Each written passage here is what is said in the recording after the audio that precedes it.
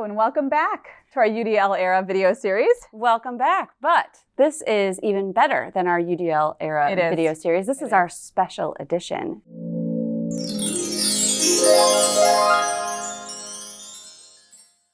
We have with us today Dr. Randy Laced, and he has taken an entire course, the English 103, and he has UDLized the whole course. The whole entire course. So we made a special edition so that we could spend more time talking to him about it. Yes. So Randy, why don't you start and just give us a little background of the course and then kind of how you changed it into what it is today. Well, the course is English 103. It's writing memoirs. It's a class all about where students get the opportunity to reflect on their life and to try to tell their stories. And the class has been around for a long time, but I had the opportunity of meeting this particular group of students before the semester actually began. They are in a cohort of human service students, a very elite and selective group of students who got into this program where they're going to take a series of classes toward a human services degree. And so I had a chance to meet them pretty much on the last day of the semester of the fall. And we talked a little bit about what they wanted out of the class. And one of the things that came out of that conversation is a lot of them had aspirations to try to do writing on their own.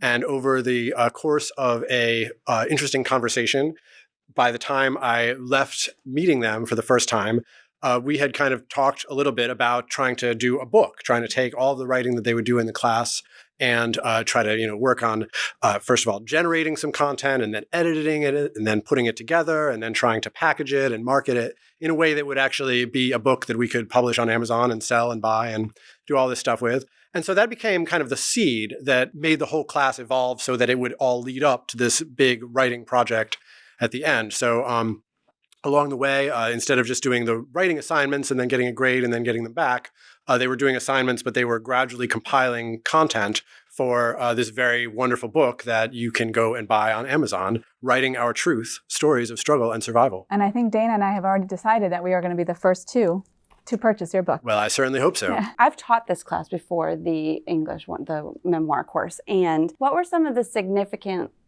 changes you saw in student learning over the course of this semester?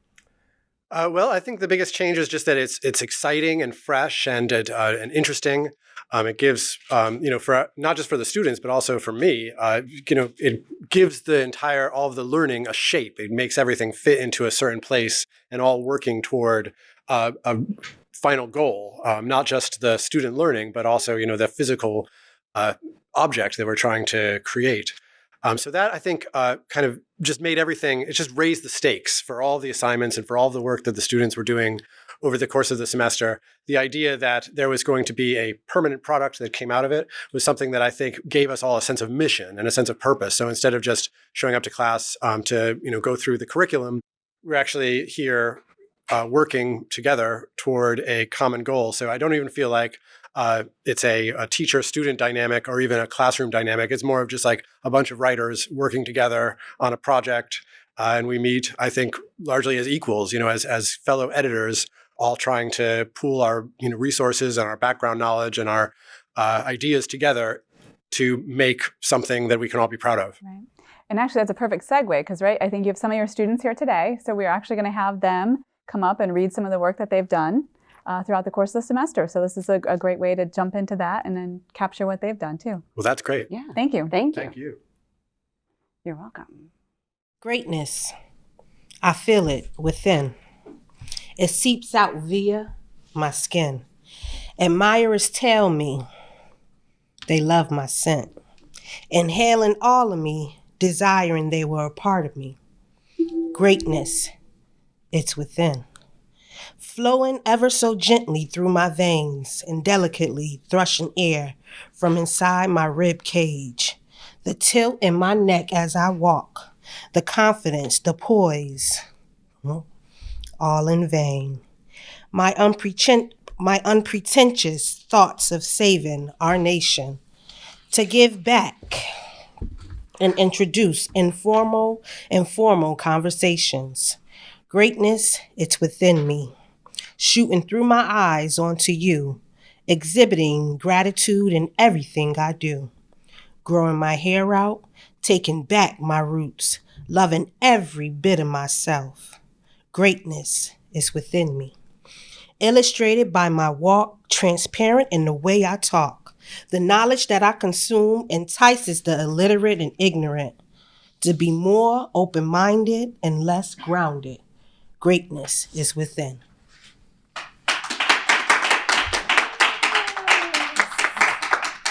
Portia, thank you so much for being with us today. No problem. We totally loved your poem. We found it very empowering. And I think Dana and I will agree that it was just a pleasure to have you here with us today. So if you want to go ahead and get started with some of your questions. Oh, all right. What were some of the things from this class that you enjoyed the most? I enjoy the memoir writing. The themes he gave us to write about, the process, how to set up my story. Basically what that is how I want my audience to perceive what I'm trying to say. Oh my goodness. I love when we have the chance to read our memoirs. And the class got the chance to ask us questions about why we wrote and, how do we feel about what we wrote. I like that. What was something from this course that you think that you'll be taking for the rest of your life, taking into the rest of your life? How I want someone to receive what I'm trying to tell them. I will take that with me. Because anywhere you go, like whether you're writing a text message, an email, or whatever may have you, is you want the person to understand what you're saying. So you got to say it a certain way so that they can grasp what you're trying to say to them. That's perfect. I would like to take that too. I should have taken this class. Yeah, I'm thinking I should have taken it too. Yeah, I think class of 2, please. Do you have any writing projects that you're thinking about doing in the future after this class is over? Oh, most definitely. I've always wanted to write a book. It would have been just a drama book, but I'm thinking about writing a book. And this class gave me the exact tools that I need. Right now, we wrote a book, and Dr. Lace is in the process of getting the book cover together, the table of contents, and notes to the readers. And that is definitely showing me the process that it will take for me to write my own book in the future. Great. Perfect. Thank you so much. Yes, thank you. Thank you. All right, everybody, it's Susan Johnson reading her original poem. Yay! Some days I would watch through my window as the kids stroll in and out of this school. Now the building sits, unoccupied, unkept, and looking uncool. Seems the Waverly School it was once called, but because of Hartsford's budget, it had to fall. Budget cut for education, they say. But they built $1 million stadium for athletes to play. Aren't Hartford the inner city kids of importance? They are just what the city needs to help restore its flamboyance. So today as I look through my window, reflecting on the days when I would see Omar, James, and his brother Lindo, they would walk across the street holding hands and laughing, whilst their neighbor Amy would walk behind them and constantly yawning. Was school boring? I would sometimes ask. Then she would put her hands over her eyes like a mask. I still would like answers for the school closure, because they are trying to tell me that it was due to infrastructure. I hope the day will come when our school-age kids are treated equal. At this very minute, the rich kids are having a windfall.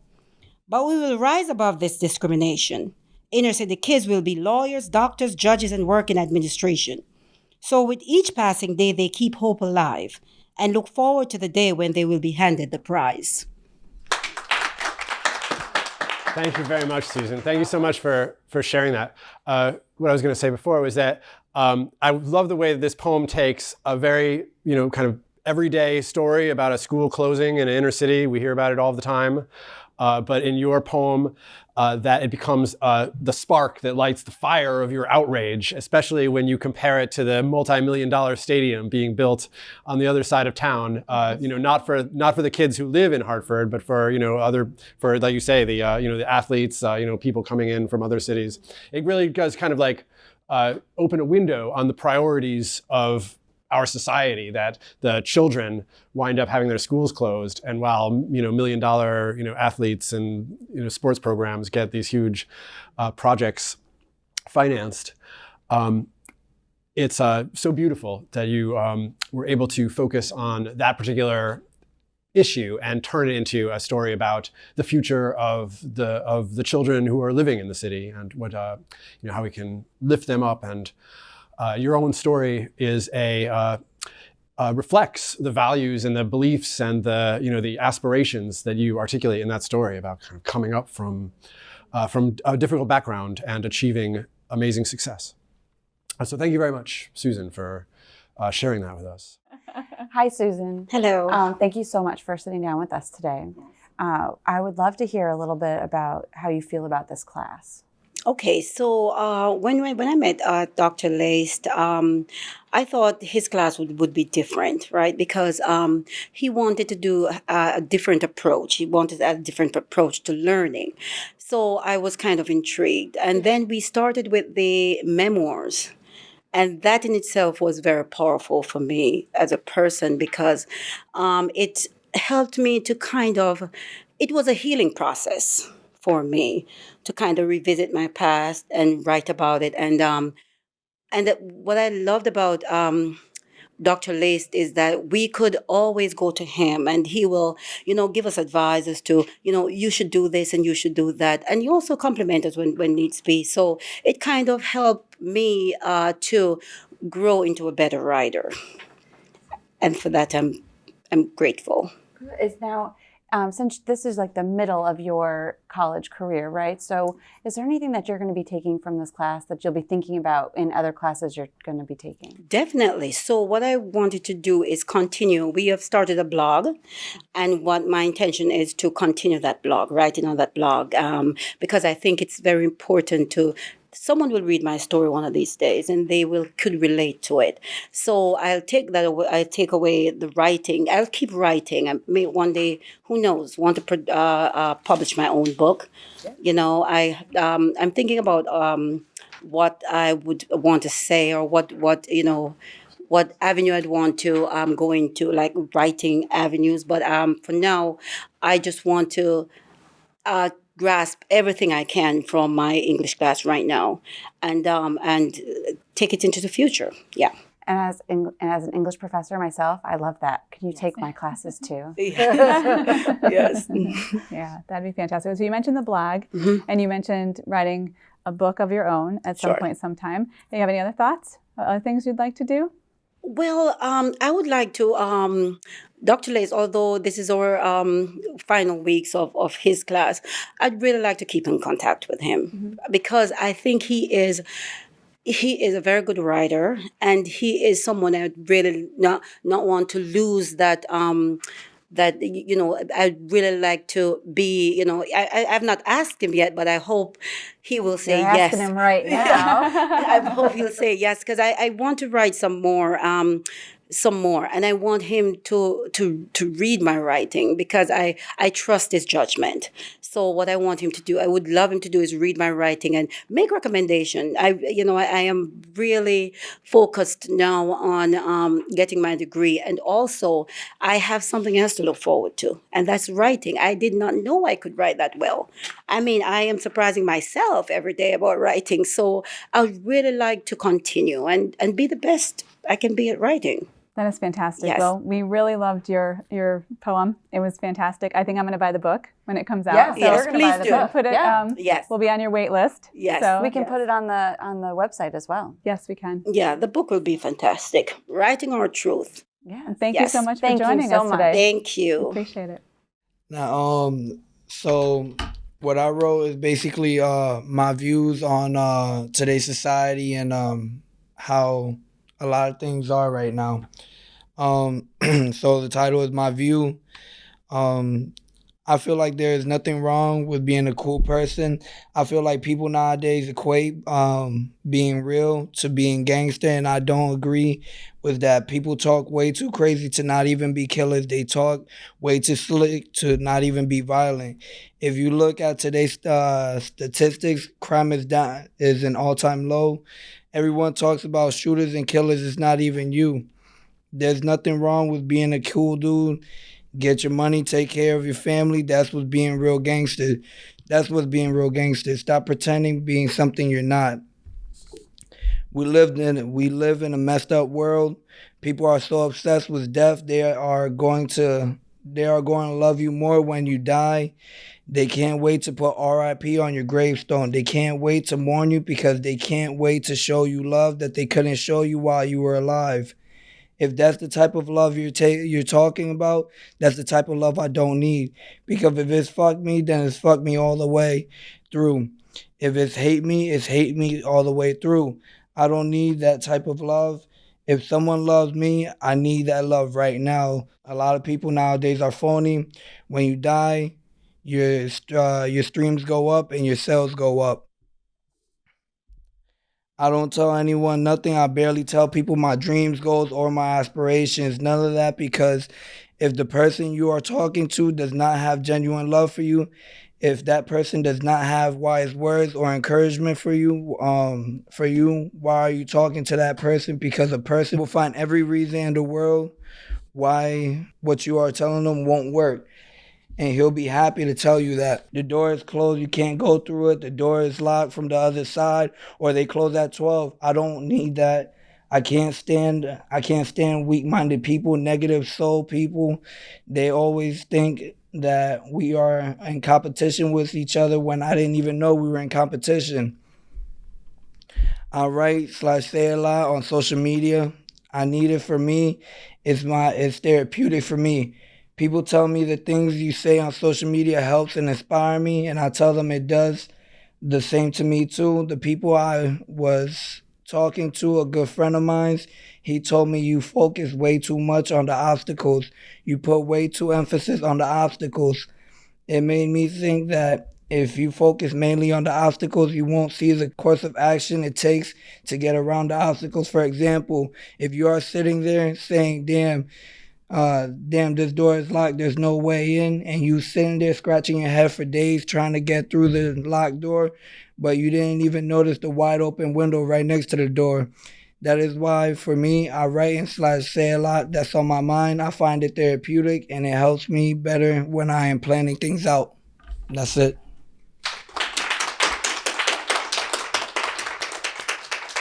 Some amazing, very powerful parts of what you read. I mean, something that stands out to me is what you said about death, about the way some people like you better when you're dead, right? They're like, you're more popular when you're dead. It's like people are just sitting around waiting for you to die.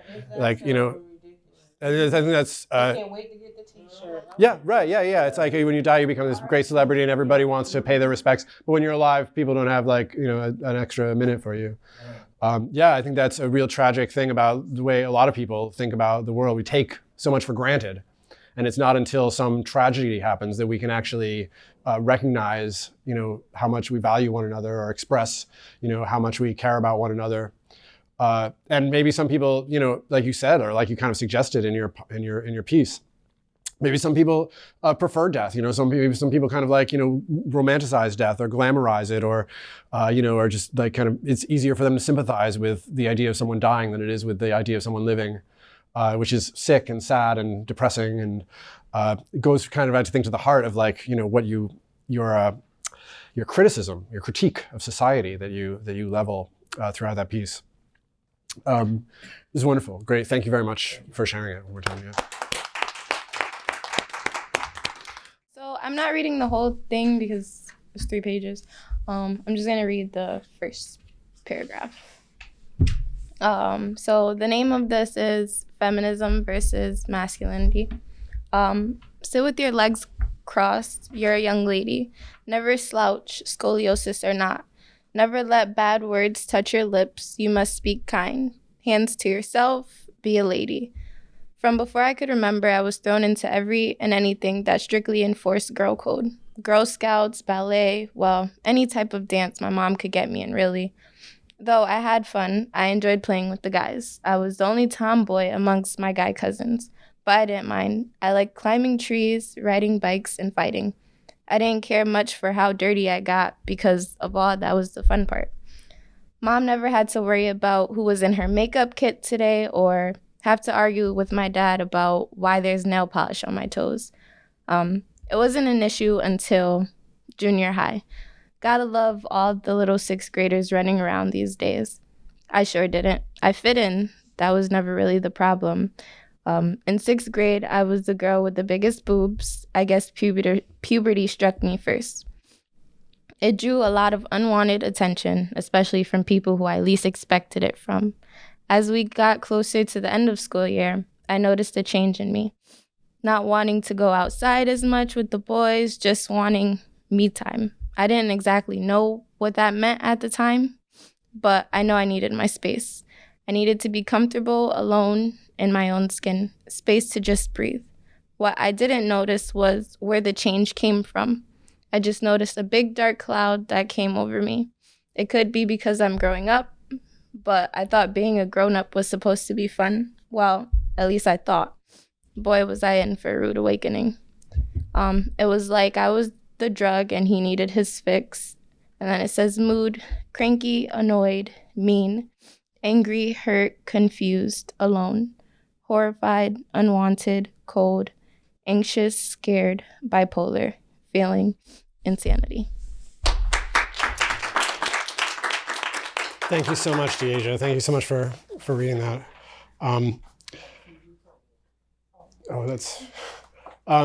What a beautiful piece. I think that probably a lot of people can relate to the way you feel, the way you describe, the way that people's, the gender is enforced, and then people make expectations about you based on your gender, and you make all these decisions for you on your childhood, and the way that kind of like follows you throughout your life up into like your adolescence, and can be a source of all kinds of anxiety and suffering. So thank you so much for sharing that. It's a real powerful piece. Thank you. Yes. One more round of applause. All right. Can we start off with a round of applause? We'll get you The name of my poem is Masculine Coward. Masculine you are not, coward you are. The scars you left me with remind me of claws on a dog. Scratches, bruises, you don't remember? Do you have regrets? Saying I was the best thing, we determined that was a lie. Things seeming suspect, I wasn't expecting what came next. Was I the worst thing that happened to you, or was I a threat? Treat women like a piece of meat, stick a knife in and rip it apart deep. A different day, a different week, nothing has changed. You raise your hands, ready to beat. Bottle after bottle, sip after sip, a different man you became. You should be called a bitch. You were defeated by demons. You never loved me at all. Look at yourself in the mirror. Those muscles mean nothing at all. Behind closed doors, you cried like I cried. You were dying inside. I felt alone. You were alone. You just scorned and emotional. Didn't give a care in the world. No more being a hurt girl. Today, I'm a strong Black woman in this masculine coward world. Wonderful. That's such a powerful poem. It's so full of rage and empowerment and strength. You do an amazing job of putting us in the moment of a violent situation and coming out the other side as a stronger person who is able to tell your own story. I wish you put more emphasis on bitch. Oh yeah, I know. I love that. Yeah, I love that line. That's the line. Hard, like don't want to cuss, but you want to be like. Is that the? Feel it. Was that was the cuss word that you put in there? That was what the warning was about. Well, it's a great line. I was gonna try to just put female dogs. Oh, yeah. I was like, well, why did you decide to stay with that word, with that very strong, powerful, resonant language? Yeah. People could feel it when I think any man that hates female is bitch. Yeah, no, I love that. I mean, especially considering that. Put the definition of that, like a female. It just would have been so I think when you say it, you hear the rage in it. It's like the emotion. You're angry, so you're gonna cut. Like that's It's such a powerful word. I was like, should I put this? And I'm like, nah. I was like, I said all the men gonna be mad. I was like, Ricardo gonna be mad. No, Ricardo can handle it. He's just glad he's not the only one who swore in his piece. I mean, I think that's a word. It's such a hateful word. It's one of those words. It's like it's such a powerful word because it channels so much anger, and then to take it and redirect it toward. You're supposed to be a man, but yeah, right. And I mean, I feel like this is the person that you're writing about is someone who probably would not think twice about using that word. If he was angry to you, but now by turning it around, you kind of like turn the tables and take that angry, ugly word and weaponize it for your own purposes, which is I think that makes it a very strong line. What were you expecting when you started taking this class, and how did it change throughout the semester? I did not think it was going to be about writing a book or anything. I just thought it was going to like teach us how to write for like human services, like how to write things properly, more like grammar stuff.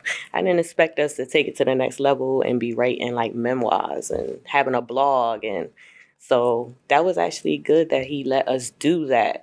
Like I never thought a professor would take the time to try to create a book with our class. Like, Yeah. yeah. If you were going to do like a top 2 moments throughout the course of the semester, what would they be? Or one? I think when we get up to read, I think that's like one of the best parts I like about class. And also just being home and he gives us the assignments to write a memoir, it was able for me to tap into like feelings that I probably bottled up and I've always wanted to write, but never just took the time to write. And I used to write when I was younger and then I stopped. So I think the class brought it back out of me to really get back into it. That's wonderful. Now, I'm sorry. No, go ahead. No, I don't want to run the whole thing. No, go ahead. Is there anything that you are thinking you'll be able to take from this class into any other classes you take in the future? I think looking deeper into the way I bring up like topics and the way I write the topics, I think it makes me think a little deeper beyond just giving a paper. It's like I'm really going to think about this paper and dig deeper into the words I use and the way I bring it about. And it comes from the heart. That does come from the heart. I'm going to cry later, but I feel like that's what the area we work in, like human services, and I think that's part of the class. Maybe as I think about it, we're helping people that are going through things. So I think this class was good for us because we have bottled up feelings or we have things that we experience and we were able to get it out and really put ourselves in the place of someone we may be helping. So that's why I think this class was kind of good. That's fantastic. It is. Really It's so fantastic because you don't even think about taking a memoir class and how it's going to relate to human services. Right. But you have worded that so wonderfully. We won't have to say it later. Right. So, Nicole, thank you so much for being with us today. We really appreciate it, and thank you for presenting for us before. Thank you. See? Perfect. You did a great job.